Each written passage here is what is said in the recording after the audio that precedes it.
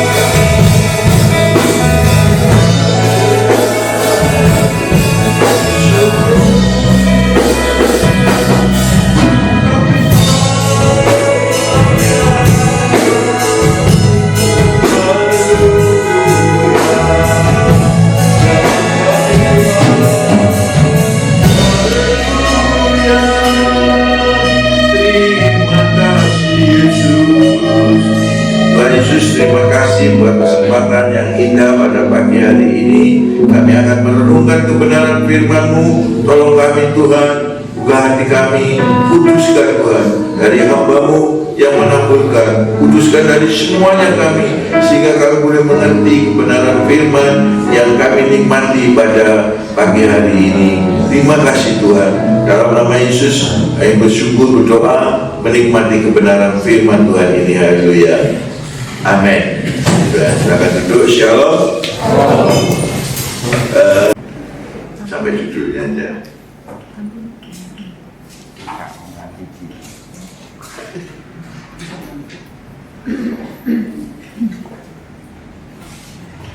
Ya, ini judulnya adalah Sampai Bertemu Yesus. Cuma saya dikasih Tuhan, sebenarnya kita berbakti kepada Tuhan ini ada banyak sekali aliran-aliran. Tapi ketahuilah, Bapak Ibu Saudara yang diketahui, yang dikasih Tuhan, bahwa sebenarnya seluruh Alkitab itu berfokus kepada Tuhan Yesus.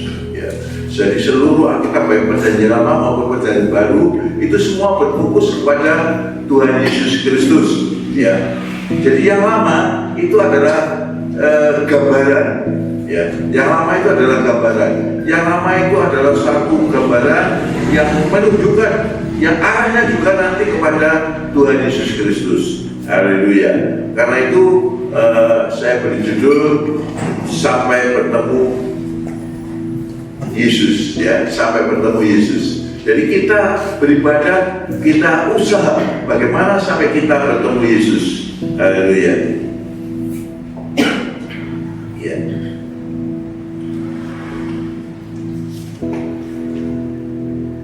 Di dalam Mazmur pasal 1 ayat 1 ada tertulis begini, ya.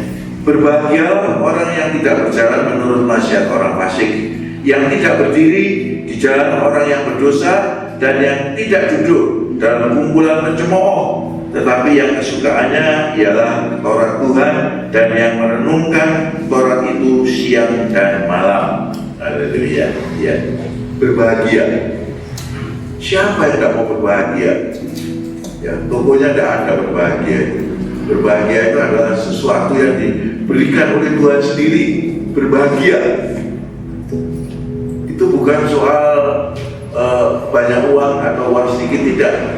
Tapi berbahagia itu ada hal yang diberikan oleh Tuhan.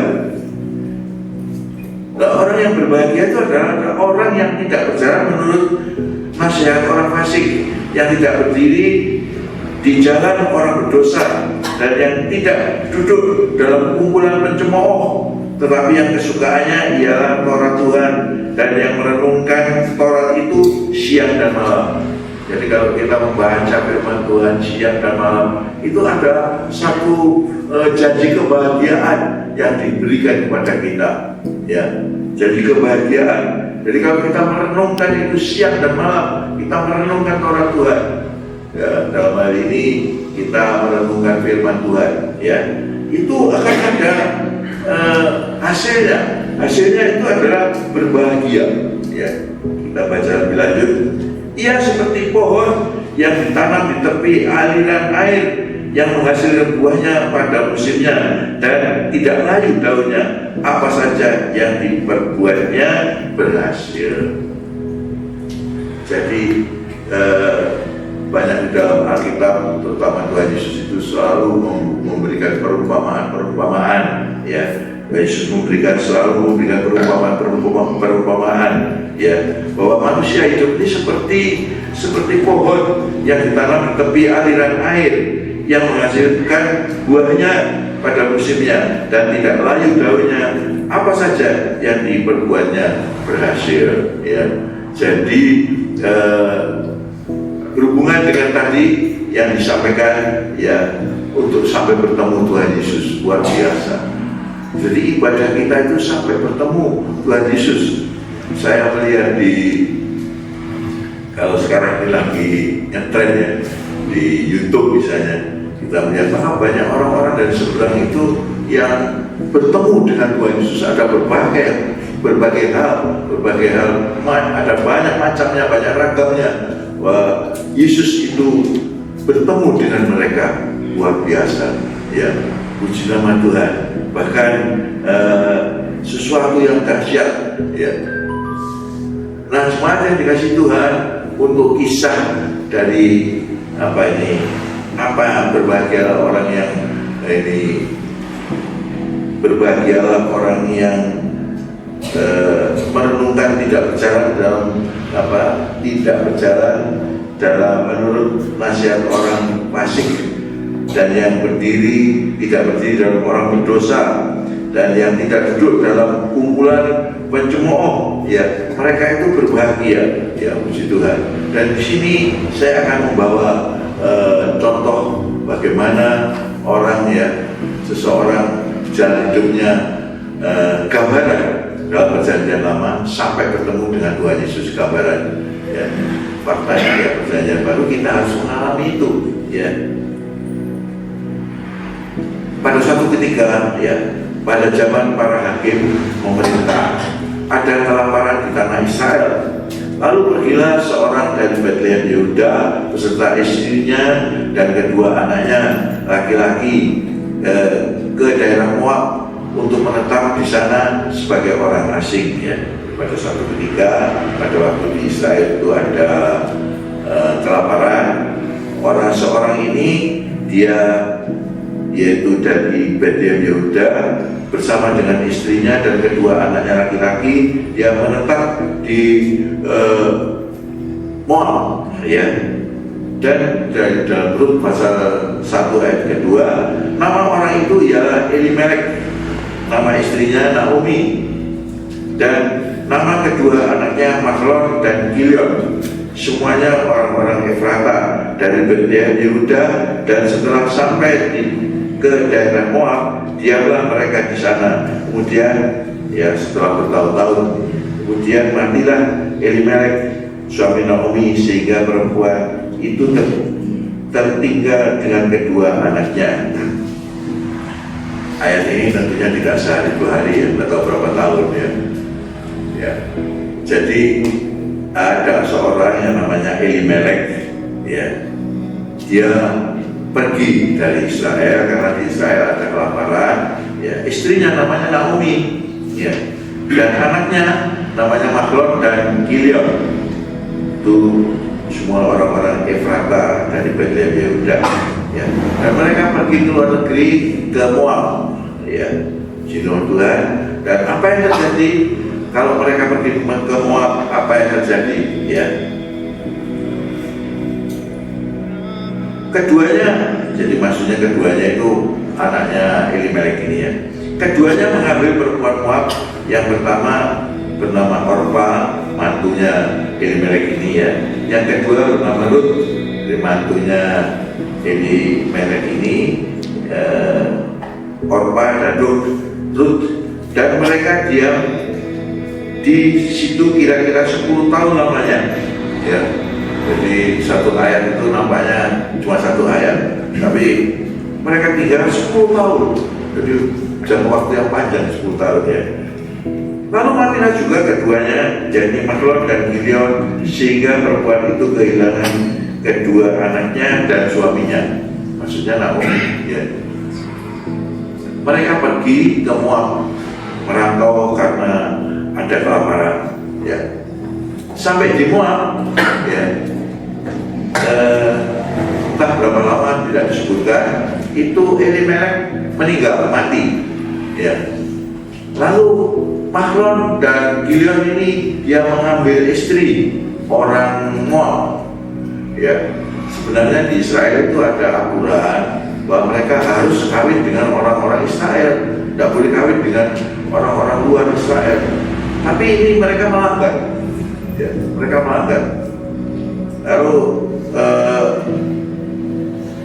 Mahlon dan Kilion ini dia menikah, namanya mantunya Naomi ini, ya, namanya Orpa dan Rut, ya. Setelah 10 tahun, ya, berumah tangga 10 tahun, ya, belum punya anak lagi 10 tahunnya, matilah juga keduanya, yakni Mahlon dan Kilion, sehingga perempuan itu kehilangan kedua anaknya dan suaminya. Waduh, ya.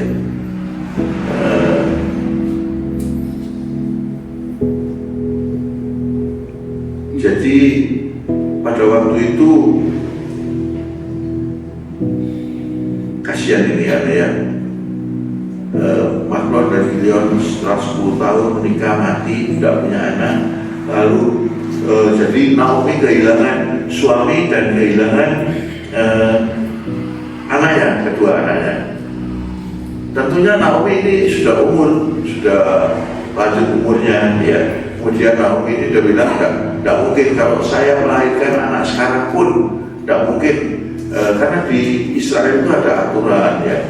Kalau misalnya ini Mahlon dia punya anak ya, kemudian dia mati tidak punya anak, maka adiknya harus mengawini istrinya ini supaya punya anak dan diakui anaknya kakaknya ini ya. Tapi keduanya kan sudah punya istri masing-masing dan keduanya mati. Dan Naomi mengatakan kalau toh sekarang aku punya anak ya, mereka kan sudah cukup dewasa untuk menunggu anaknya lagi ini untuk menggantikan ya tidak mungkin sudah. Karena itu lalu saya singkat cerita aja bahwa Orpa dan Rut itu pulang. Jangan kau pulang aja ke rumah orang tuamu ya. Karena kalau saya melahirkan sekarang pun masih tidak mungkin kau menunggu anak ini untuk dewasa ya. Orpa dia pulang ya. Tapi Rut ya, mantunya satu, dia tidak mau ya. Rut itu berkata di dalam Rut pasal 1 ayat 16 ya. Tetapi kata Rut, janganlah dosa aku meninggalkan engkau dan pulang dengan tidak mengikuti engkau, sebab kemana engkau pergi, ke situ jugalah aku pergi, dan kemana engkau bermalam, di situ jugalah aku bermalam. Bangsamu lah bangsaku dan Allahmu lah Allahku ya. Ini padahal pada waktu itu Allahnya orang Israel itu mereka percaya ya bukan Allahnya orang bukan Israel. Tetapi untuk Rut ini luar biasa. Dia tidak mau pulang ke bangsanya, tapi dia mau mengikuti Naomi ya. Bahkan dia bilang janganlah desak aku meninggalkan engkau dan pulang dengan tidak mengikuti engkau ya. Sebab kemana engkau pergi, maksudnya Naomi pergi ya, ke situ jugalah aku pergi, dan di mana engkau bermalam, di situ jugalah aku bermalam. Bangsamu lah bangsaku dan Allahmu lah Allahku. Ini yang saya garis bawahi yang dahsyat sekali. Iman daripada Rut ini. Bangsamu lah bangsaku dan Allahmu lah Allahku. Ini adalah sesuatu yang tidak pernah terjadi di Israel. Allahnya orang Israel itu ya bukan Allahnya orang lain, apalagi orang Moab ya. Tapi begitulah ya. Dilanjutkan Rut berkata begini, di mana engkau mati, aku pun mati di sana, dan di sanalah aku dikuburkan. Beginilah kiranya Tuhan menghukum aku, bahkan lebih lagi daripada itu, jikalau sesuatu apapun memisahkan aku dari engkau selain daripada maut ya. Ini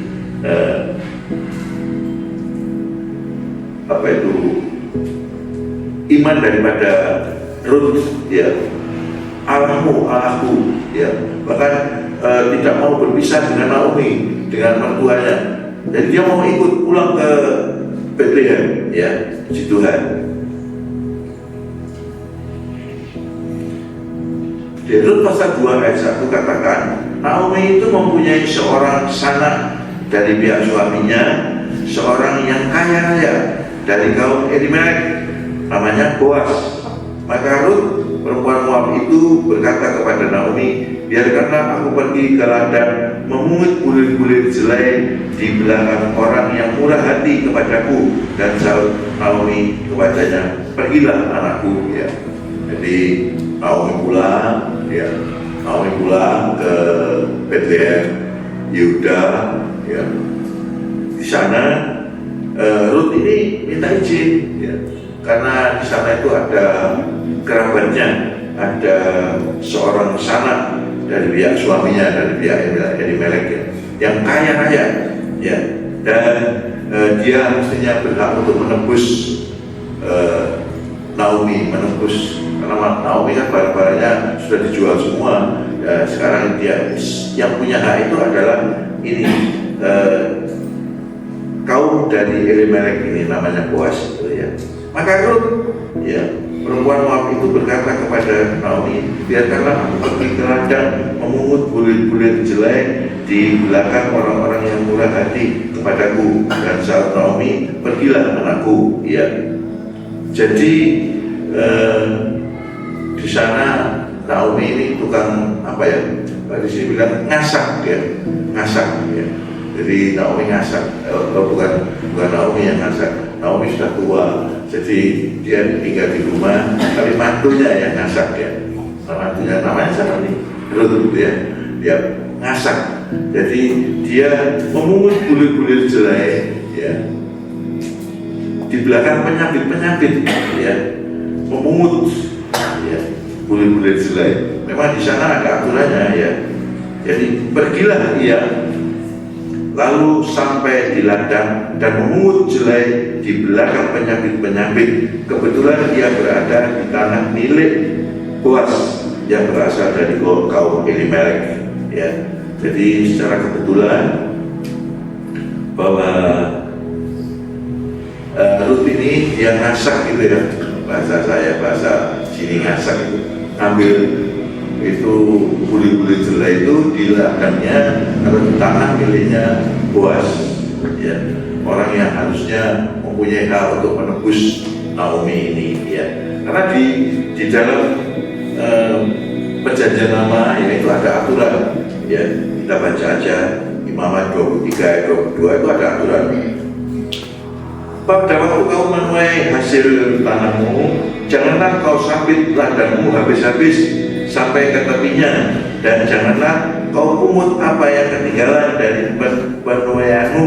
Semuanya itu harus kau tinggalkan bagi orang miskin dan bagi orang asing. Akulah Tuhan Allahmu. Jadi Tuhan Allahnya orang Israel memberi perintah dulu ya, kalau kamu panen jangan dihabiskan semuanya, yang pinggir-pinggir itu ya sisakanlah sedikit ya. Apalagi yang jatuh-jatuh sudah jangan diambil lagi ya. Kalau sudah dipanen sekali sudahlah, biarlah sisanya itu ya, sedikit-sedikit itu biarlah untuk orang miskin ya. Untuk orang miskin ini memang ada aturan di sana. Jadi kalau Rut ini dia ngasak istilahnya, itu ya memang ada aturan di sana, diperbolehkan ya.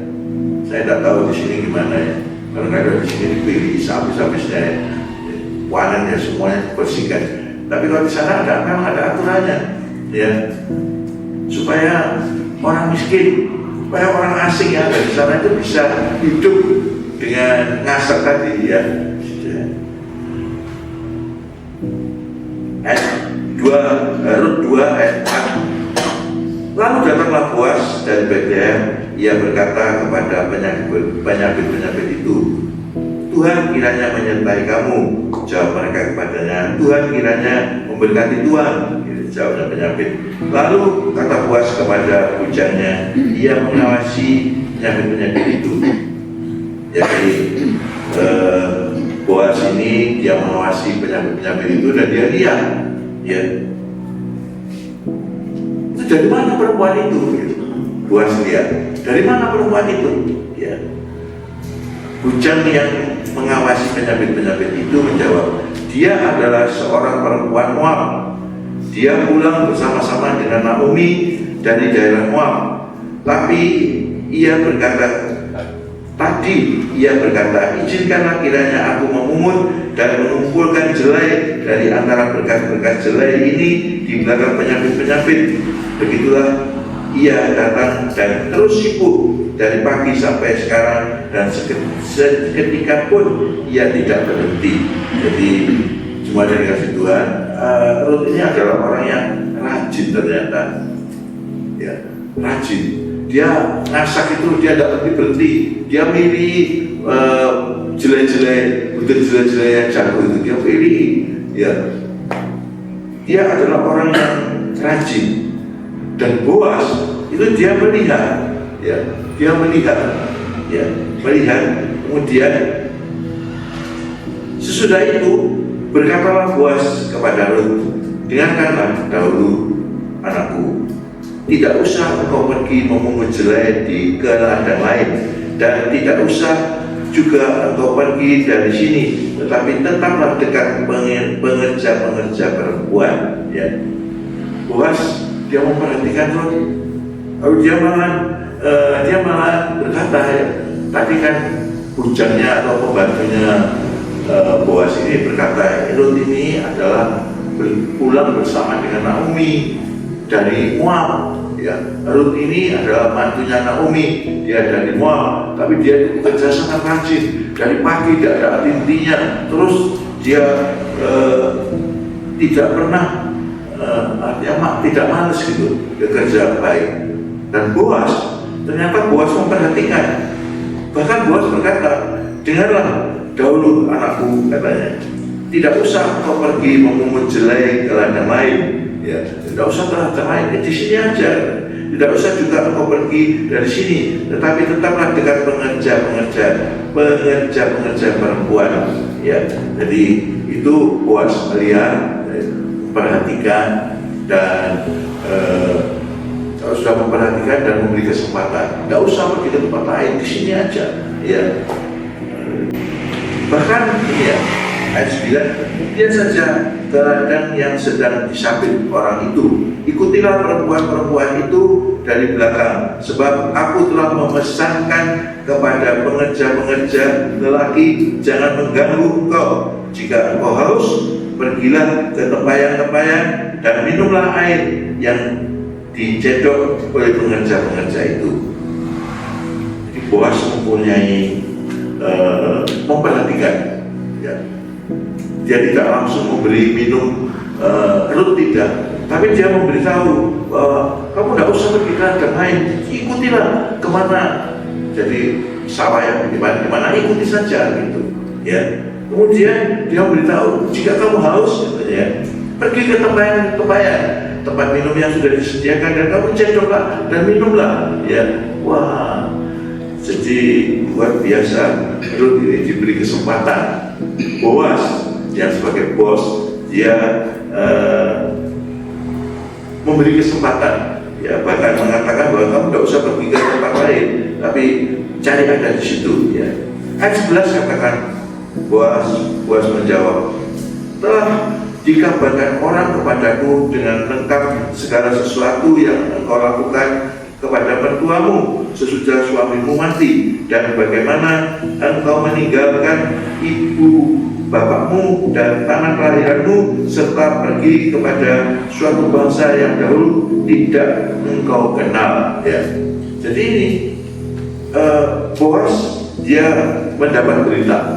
Boas mengerti, artinya Boas mengetahui bagaimana Rut ini, ya, dia setia kepada mertuanya. Bagaimana Rut ini dia meninggalkan ibu bapaknya dan dia pergi dari tanah kelahirannya, dia mengikuti bangsa yang dahulu tidak dikenal. Ya.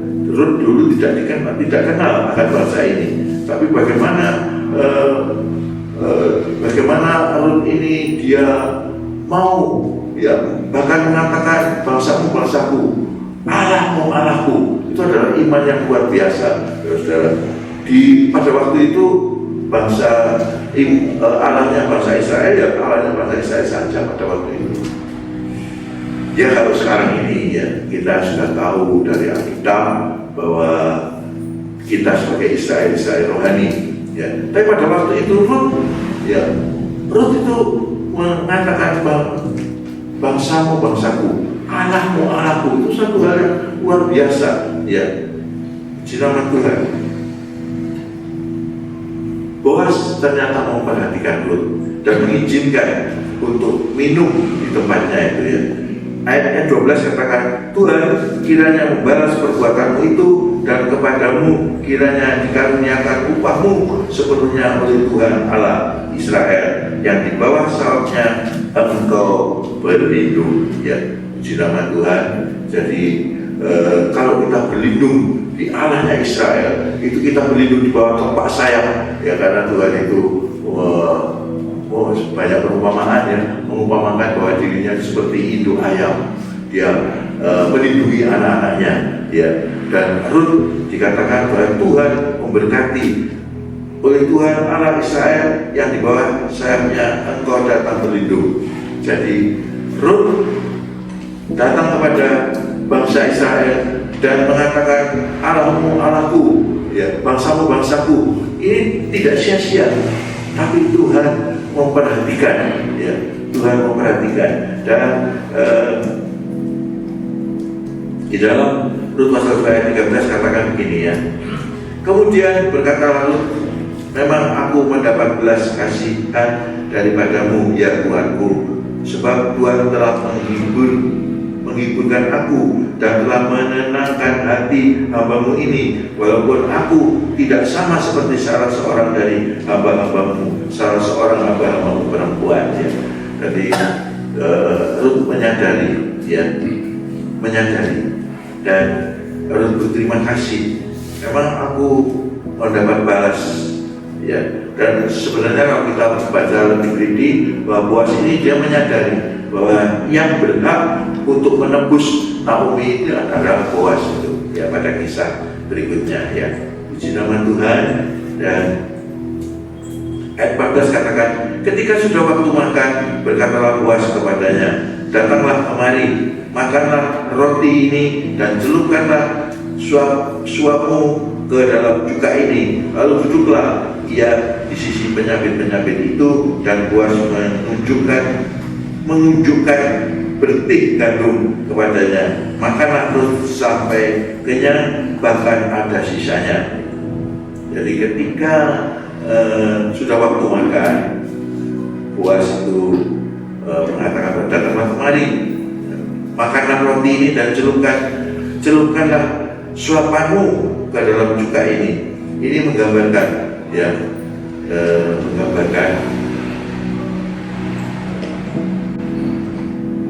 jadi pemungut itu, Rut itu adalah digambarkan sebagai orang yang belajar firman Tuhan. Penyambit itu adalah hamba-hamba Tuhan, ya, pengkhotbah. Ladang itu adalah gereja, ya. Dan bulir jelai itu adalah firman Tuhan yang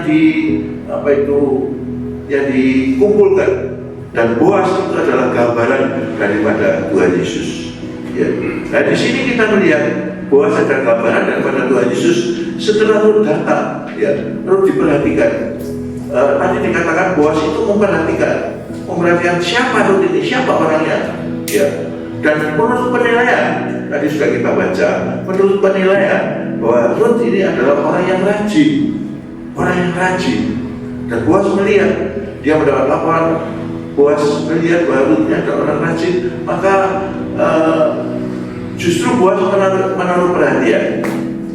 Bahkan di dalam ayat ini dikatakan, datanglah kemari, makanlah roti ini dan celupkanlah suapmu ke dalam cuka ini. Ini menggambarkan, saudara-saudara, kalau Rut sebagai pemungut, ya, jadi orang nasak, jadi tidak ada artinya sebenarnya. Tapi begitu Rut itu tidak ada artinya, tapi Boas itu memandang dengan penuh arti. Boas menyelidiki siapa Rut ini sebenarnya. Sangat dihargai. Rut ini adalah orang yang meninggalkan ibunya, meninggalkan bapaknya, meninggalkan bangsanya. Dia datang kepada bangsa yang tadinya tidak dikenalnya, ya. Bahkan satu tekad, ya. Rut ini mempunyai satu tekad, bangsamu adalah bangsaku, ya. Allahmu adalah Allahku. Wah, ini sangat dihargai. Karena di gambarannya bahwa tadi ada gambaran Tuhan Yesus, maka saudara-saudara yang datang pada Tuhan tidak akan disia-siakan. Carilah maka engkau akan mendapat, ya. Marilah kepadaku yang letih lesu dan berbeban berat, ya. Mari datang pada Tuhan yang letih lesu berbeban berat, ya. Tuhan akan memperhatikan seperti Boas memperhatikan Rut. Tuhan memperhatikan, ya. Bahkan Boas tadi mengatakan, datanglah kemari, makanlah roti, ya, dan celupkanlah suapmu ke dalam cuka ini. Jadi apa ini? Ini adalah gambaran, ya. Satu gambaran bahwa kalau kita datang pada Tuhan, jangan datang begitu saja sampai bertemu dengan Tuhan Yesus. Bahkan disarankan untuk bisa mengikuti perjamuan kudus, makanlah roti dan celupkanlah ini dalam cuka. Itu menggambarkan saja, ya. Puji nama Tuhan, saudara-saudara. Itu gambaran-gambaran. Setelah ayat 15 ya, setelah ia bangun untuk memungut pula, maka Boas memerintahkan kepada pengerja-pengerjanya dari antara berkas-berkas itu pun ia boleh memungut, janganlah ia diganggu, ya. Jadi ya tukang asak dari Lut, ya, jangan diganggu. Bahkan haruslah kamu dengan sengaja menarik sedikit-sedikit dari pembukaan jelai itu untuk dia dan meninggalkannya supaya dipungutnya. Janganlah berlaku kasar terhadap dia. Jadi kalau Boas ini gambaran dari Tuhan Yesus itu mempunyai pikiran yang begitu, ya. Yesus mengatakan pada penyakit-penyakit ini, cabutlah sedikit-sedikit, biarlah seolah-olah seperti tercecer gitu ya, seperti sehingga Ruth bisa mendapatkan hasil yang banyak. Maka ia pun memungut di ladang sampai petang, lalu ia mengiring dan dipungutnya itu, dan ada kira-kira seeva jelai banyaknya, ya. Maka ia memungut di ladang sampai petang, lalu ia mengiring dan yang dipungutnya itu, dan ada kira-kira seeva jelai banyaknya. Jadi Ruth ini orang yang setia tadi, lalu dia memungut, ya, dengan tidak berhenti-berhenti, rajin sekali, diperhatikan oleh Boas, gambaran Tuhan Yesus. Jemaat Tuhan yang setia, Tuhan Yesus tidak akan menyia-nyiakan. Jerih payahmu di dalam persekutuan dengan Tuhan tidak sia-sia. Amin. Di dalam Tuhan ini adalah kebenaran firman yang perlu kita tahu. Tadi ya, untuk gambaran-gambaran itu saya juga sudah tuliskan di sini ya. Jadi pemungut adalah orang yang belajar firman. Ya, pemungut itu ada. Jadi Ruth ini adalah orang digambarkan, ya, orang yang belajar firman. Penyakit-penyakit itu adalah pengkhotbah, ya. Ya. Yang takut, ya, pada waktu bangsa Israel yang memasuki Kanaan, yang takut ada perang Gilead. Tapi mereka tidak mempunyai pikiran seperti Ruth ini. Allahmu Allahku enggak. Tapi dia malah datang, dia menipu, ya, supaya dia tidak dibunuh oleh Yosua, ya. Dia memang tidak dibunuh, tetapi dia tidak mempunyai tekad seperti Ruth. Allahmu Allahku dan saudara-saudara yang dikasihi Tuhan. Kalau punya tekad seperti ini, ya, sudah sejak zaman dahulu kala. Ya, sejak zaman dahulu kala, kalau orang yang datang pada Tuhan, walaupun dia bukan orang Israel, itu diterima oleh Tuhan. Apalagi zaman sekarang, ya, ada banyak perdebatan apakah orang-orang Kristen ini bisa mendapatkan kasih karunia dari Tuhan. Apakah bisa? Ya, ada perdebatan. Dan Paulus yang luar biasa, dia mengatakan bahwa kita ini adalah orang-orang yang dipilih oleh Tuhan, ya, luar biasa. Jadi orang yang mau datang kepada Tuhan sejak zaman dahulu, bukan peraturan yang baru, tapi sejak zaman dahulu. Ya, buktinya ini zamannya Ruth, ya, dia yang mau datang kepada Allahnya Naomi, maka Allahnya Naomi tidak menolak. Ya, gambarannya, ya, waktu itu adalah gambaran-gambaran hanya pada Boas. Memang Boas inilah yang berhak untuk menebus, ya, karena itu Boas digambarkan oleh Tuhan Yesus. Siapa yang berhak menebus kita? Tuhan Yesus sendiri. Dia berhak dan dia sudah melaksanakan. Dia menebus semua orang berdosa, ya, sehingga yang berdosa dilepaskan, ya, sehingga saya berdosa.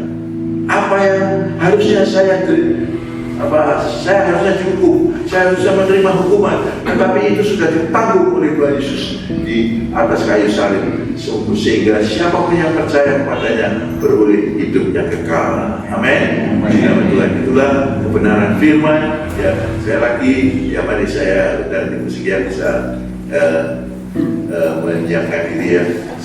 Itulah jemaat yang dikasih Tuhan, bahwa kita jangan sampai dipengaruhi oleh cerita-cerita masa lalu. Kita jangan mau diajak ke masa lalu, tetapi marilah kita datang ya, karena segala peristiwa itu adalah menggambarkan, dalam kitab Perjanjian Baru menggambarkan tentang Tuhan Yesus. Dan ini jelas Boas ya, Boas ini digambarkan sebagai Tuhan Yesus, dan dia memperhatikan Ruth. Artinya bahwa pada saat ini pun siapapun kita yang mau datang pada Tuhan, Tuhan akan memperhatikan kita. Haleluya. Bapa baik. Haleluya. Saya suka pujian ini.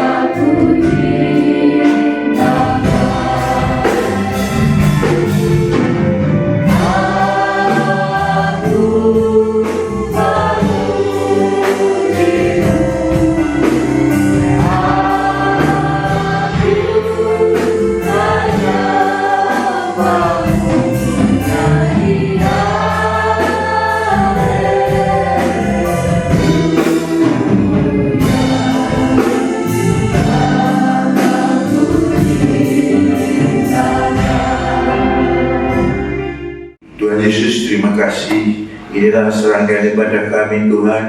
Terima kasih doa syafaatnya sudah dinaikkan tadi. Kabulkanlah ya Tuhan, bahkan lebih dari apa yang sudah diucapkan. Tuhan terima kasih, puji syukur Tuhan memberkati. Tuhan seluruh hamba-hambamu yang sudah melayani pagi hari ini juga kami taruh dalam tangan-Mu. Singer, song leader, songman, pemain musik, dan seluruh yang terlibat, bahkan kami yang datang saja sekalipun Tuhan, kami sangat percaya bahwa jerih payah di dalam persekutuan dengan Tuhan tidak sia-sia. Tuhan, sesuai dengan firman-Mu bahwa Engkau memperhatikan tiap-tiap kami Tuhan, Engkau melihat tiap-tiap kami, Engkau memperhatikan dan Engkau mengetahui keadaan kami. Ya Tuhan, marilah Tuhan, yang sakit Tuhan sembuhkan, yang lemah Tuhan kuatkan, yang bimbang Tuhan tetapkan, supaya kami tetap teguh di dalam Engkau Tuhan. Ya Tuhan, sesuai dengan firman-Mu, ya Tuhan, kepada Ruth dari Boaz yang menggambarkan Engkau. Jangan pindah ke ladang lain. Artinya Tuhan tetap berada di dalam hadirat Tuhan. Inilah kerinduan kami, bahwa kami tetap di dalam hadirat-Mu Tuhan. Engkau jamah seluruh jemaat-Mu. Terima kasih Tuhan, Engkau telah melepaskan kami dari mara bahaya virus-virus, sehingga seluruh jemaat Tuhan dilindungi oleh kuasa Tuhan. Darah Tuhan Yesus melingkupi sehingga meluputkan kami dari segala sakit penyakit. Terima kasih Tuhan, terima kasih Tuhan Yesus. Sebentar kami akan berpisah, namun marilah Tuhan turunkan belas kasih-Mu buat kami semuanya. Ya Tuhan, inilah seluruh kami Tuhan. Dengan kerendahan hati kami datang kepadamu. Kami perlu pertolongan-Mu Tuhan.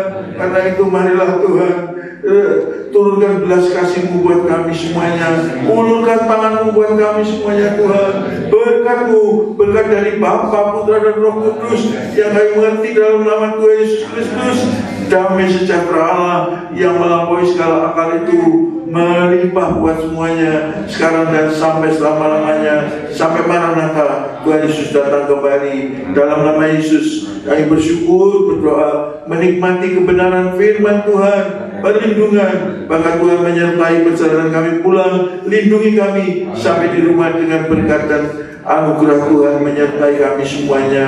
Terima kasih Tuhan. Yang belum berbakti karena keadaannya, Tuhan juga melawat mereka. Yang ikut online, Tuhan juga melawat mereka Tuhan, memberkati, melindungi, dan berkat Tuhan melimpah buat semuanya sekarang dan sampai selama-lamanya.